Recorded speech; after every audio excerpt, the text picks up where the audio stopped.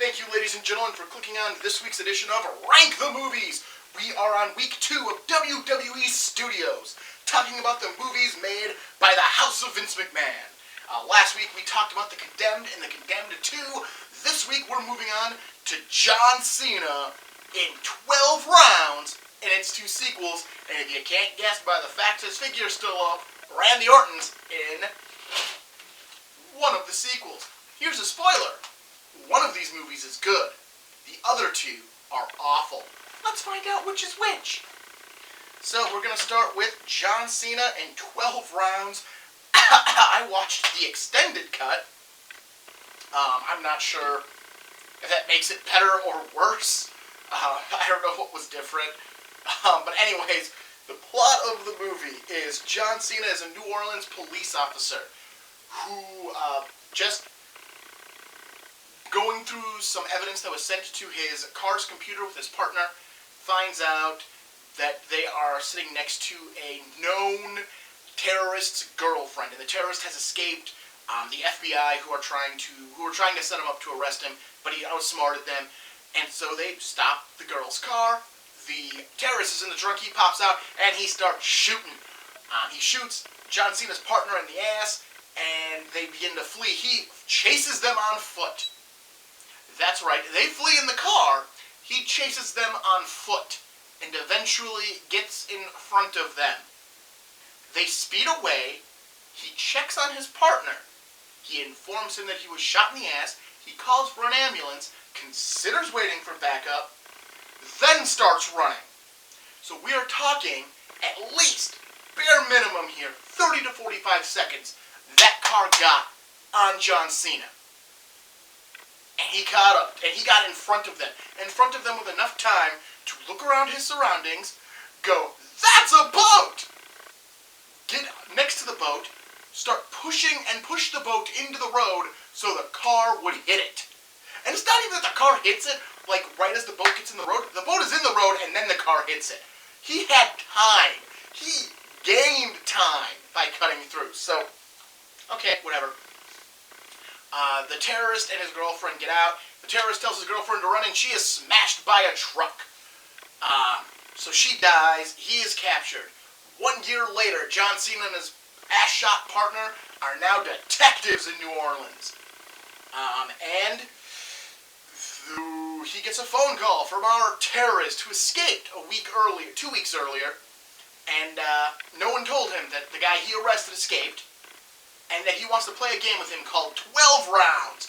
And if he wins, he'll get his girlfriend back. If he doesn't win, she's gonna die. And the first round is him blowing up John Cena's truck and his house when he's not in it. I guess the round was, you walked out, you get to live. And this is how this movie works. It keeps, like, round 2! And then he has to keep doing these random tasks throughout the city, as they're trying to figure out where he is and what he's going to do next. After he does a couple of tasks, towards the end of the movie, I'm just going to skip all the random-ass tasks he has to do, which involve, like, escaping an elevator with a fat man, and driving a fire truck to a location and looking for a picture, and finding coordinates and answering phones and firehouses and bombs. I'm going to skip all that. We're skipping to the end. They start finding out that these things are not coincidental. That he blew the bomb in the elevator early, which killed the heavy-set man who was in the elevator with John Cena. And that basically everything John Cena has done has been set up. That has been set up for something else. It is so our terrorist can go rob a bank. Everything John Cena has done has been so the terrorist has everything in place so he can rob a bank. He's basically been an accomplice without knowing it. John Cena figures this out and goes to stop him because his girlfriend, who the only statement she has made, she doesn't have a lot of dialogue, she spends most of the movie gagged, is that she has to go to work at the hospital. That's it. You're not given what she does, just that she works at the hospital. Now, I'm not a hugely intelligent person, but when I heard, oh, she has to go to work at the hospital, she's a doctor or a nurse, that's where my brain went. Apparently she's the medevac pilot, And nobody decided to tell the audience until literally the terrorist is shoving her into the airplane and telling her to fly it. What? This is information we should have had in the first act. That is what she does. Not just being tossed because they conveniently needed it for the third act. So, the terrorist, who has no other hostages, by the way, there's nobody else in this helicopter, just him and the person he's threatening to kill if she doesn't fly it. Which always raises a lot of questions, especially in that situation. Why are you obeying this person?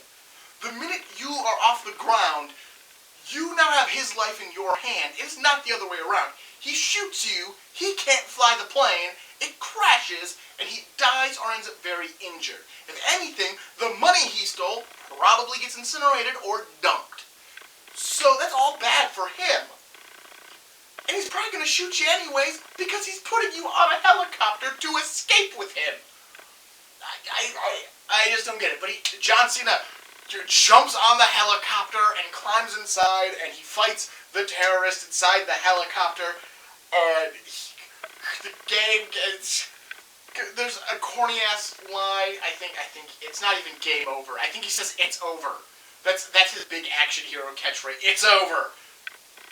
Eventually, the helicopter blows up, so John Cena and his girlfriend have to jump from the helicopter into a rooftop pool as money sprinkles everywhere. And they get out of the pool, and his girlfriend is just sitting there. Oh, we should just get home and relax. About that. And it is hard cut to the end of the movie. The last thing is a joke that their house blew up, and she apparently still does not know this. Okay, so that's 12 rounds. It has 2 alternate endings. I watched them. They barely classify as alternate endings. They're like alternate takes. Because all it is it's the same thing, the rooftop scene, with the same ending gag, except there's little added things. Like, there are people who are on the roof who see them drop into the water, and it's an added bit of dialogue with them, or it's added with an EMT, I think, running up and being told, like, what are we doing with all this money that's pouring everywhere? You just won the lottery. Oh, we should go home. About that. Hard cut to black.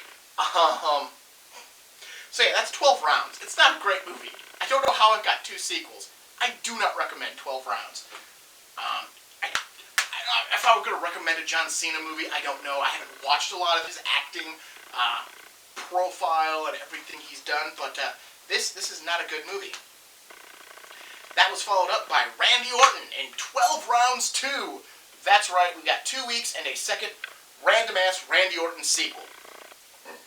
This one, Randy Orton plays a medic. He's an ambulance, a paramedic. He plays a paramedic. There's a car crash. He tries to help the passengers of one car and the driver of the other car. One of them dies. One of the passenger of the car that was hit dies, but the driver of both cars survive. 1 year later, he gets a phone call and is told he's playing 12 rounds. That's right. And it's not even like The Connection, like at least The Condemned. They go, there was this website called The Condemned. And that's what I'm basing it on. This was literally just the guy going, we're playing a game. It's called 12 rounds. Round 1. And again, round 1 is simply just not staying where you are. Like, you walk outside, walk out of the ambulance explodes. You passed! Like, okay, that's round 1, whatever. And again, it continues. But this one has no, I forgot to say, this movie's basically Die Hard with a Vengeance, except sucks. This one is not even, this is just Die Hard with a Vengeance, and there is no greater scheme. He's literally just playing a game with this guy to take vengeance on him. So anyways, Randy Orton completes the rounds, and he's got to figure out the connection.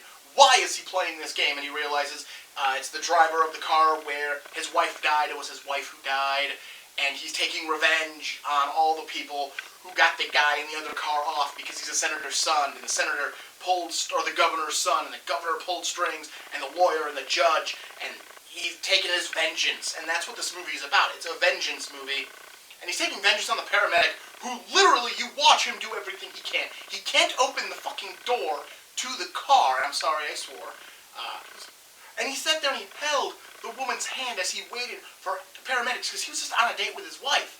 It's not like he was a first responder. He just happened to be at the corner when the car accident happened and was able to respond right away.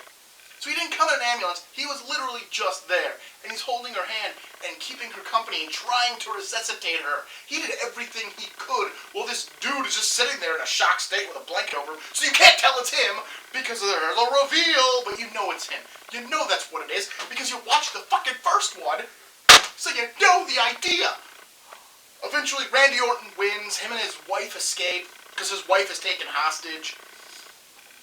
It's crap. It's crap. Randy Orton is not an actor. Do not watch Randy Orton in either 12 Rounds or The Condemned 2. 12 Rounds 2, The Condemned 2. They need to stop putting him in sequels of properties and just let him be a wrestler. He's a shit actor. Do not watch 12 Rounds 2. This might be the most boring and useless movie I have watched of the 5 I'm reviewing from last week and this week. Yeah, it's the worst of all of those. So yeah. That's 12 Rounds 2. Don't watch it. It's crap. That somehow also produced a sequel, which is Dean Ambrose, who I'm sorry, I don't have an action figure for, in 12 Rounds 3, Lockdown. I liked this movie. I really liked this movie. It was enjoyable. I was engaged by it. I liked this movie. I liked 12 Rounds 3, Lockdown. Is it a 12 Rounds movie like these two? No! It has nothing to do about a person running around the city doing random tasks because he might get blown up. Nothing to do with it. It has nothing to do with the premise. This was a movie WWE Studios was making anyways, and they realized they could stick the 12 Rounds banner on it and be good with it because in the movie Dean Ambrose plays a cop. The cop carries a Sig Sauer, and they actually do have a scene to explain it, that his gun takes a lower grain of bullet in the bullet, so he can only use certain bullets, so he can't just grab bullets from anywhere, and he only has 12 rounds in his sidearm. So 12 rounds, which is fine. I accept that. That's a perfect reason to call it a 12 rounds movie. He only has 12 rounds. He can't grab other bullets. He might grab another gun, but in his actual sidearm, he's only got 12 rounds. Basically, he learns that the head of his department, his former partner, is a dirty cop who has been selling drugs because they're all drug enforcement officers for narcotics division of the police department. He's been selling drugs. He actually just killed his drug dealer the other day because he was withholding on him and had evidence. He finds the evidence and is going to turn it into his boss, but is found out what he is doing. So the drug dealer and the rest of the dirty cops put the building into lockdown after pulling a fire alarm, clearing everybody out, and begin hunting him. So this one is much closer to Die Hard, which is weird because this one is 12 Rounds is basically Die Hard with a Vengeance, only shitty, and this one is Die Hard. Die Hard is still a better movie. I'm not even going to try to compare this to Die Hard. Die Hard is far and better, a better movie than 12 Rounds 3. 12 Rounds 3 is just enjoyable. It is good. Die Hard is a great movie. But it's more Die Hard because it's Dean Ambrose in this police building trying to survive. The only upside is it's only him and the bad guys. He doesn't have to worry about connections. They try it. There's another cop, but they get shot really quick for being used as we're going to draw him out by threatening to kill this innocent person who has nothing to do with any of this. Like, that ends real quick. This one, we're just done. We're done with that. But yeah, I like 12 Rounds 3. If you haven't watched it, do check it out. I get it. After the first two movies, which are kind of crap, sitting down for the third one is a hard task. Unless, of course, you're going, I'm watching all three of them, so I can make a review. And that's why I saw the trailer for it, because the trailer for 12 Rounds 3 was before The Condemned 2, and that made me go, man, this actually looks pretty decent. This looks like it could be a good movie, which sounds ridiculous, but it looks like it might be, and I was right. Like, it was one I actually genuinely think I'll watch again. Whereas the other two 12 Rounds movies, I'm done. I never need to watch those movies again. I did it once. John Cena and Randy Orton have been outacted by Dean Ambrose. And his movie is better than theirs. But yeah, definitely. I recommend 12 Rounds 3. It is the superior 12 Rounds movie. You don't need to watch the other two because there is no connecting link in this trilogy. It's literally just movie, and movie. It is not, there isn't really a huge library of WWE movies that are connected unless you look at the latter Marine films. That is not a setup for next week. I am not looking at the Marine films. If you want to see an in-depth review of the Marine films, go to Wrestling with Regret with Brian Zane. He has very good in-depth Marine reviews. I'm instead going to review other movies he's already reviewed as well. And that is See No Evil and See No Evil 2. We're talking Kane next week. Again, check out 12 Rounds 3, skip the other movies, come back next week, we're talking Kane in See No Evil and See No Evil 2. So remember to like this video, subscribe to the channel to make sure you see the content, leave a comment leave a comment below if you've got something to say. If you really liked a 12 Rounds movie, please let me know. I want to know people who liked one of the first two movies. The third one, if you say, I like the third one, I agree.